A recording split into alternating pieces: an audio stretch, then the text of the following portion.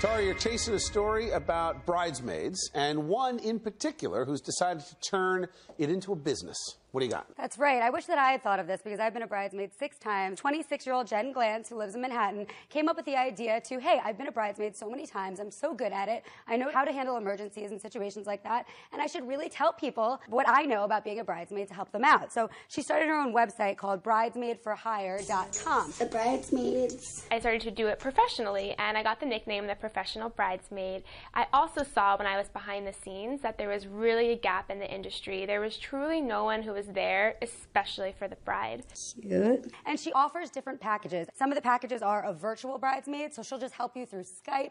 Another one is undercover bridesmaid, where she will help you without anybody knowing. And then the ultimate experience, it's the by your side bridesmaid, where she actually is a bridesmaid in the wedding. Being a bridesmaid is expensive. So she says to, instead of putting the burden on the friends, she'll step in and be that bridesmaid. These books put so much pressure on you and guide you in the wrong direction. Right. The average wedding costs $29,858.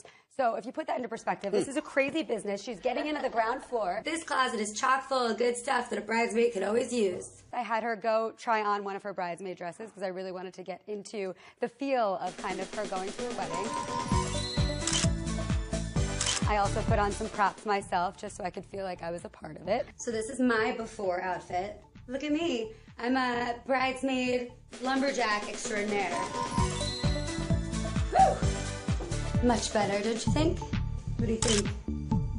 Ooh. Hey there. And she also talked about things like having a fanny pack on that day full of Advil, flip-flops, aspirin. Yes. Water. What Guys, I'm on a about, roll. things like that. I love this. I suggested condoms. She said no. Of course you did. what about your head when your head starts? Condoms? That's an optional one.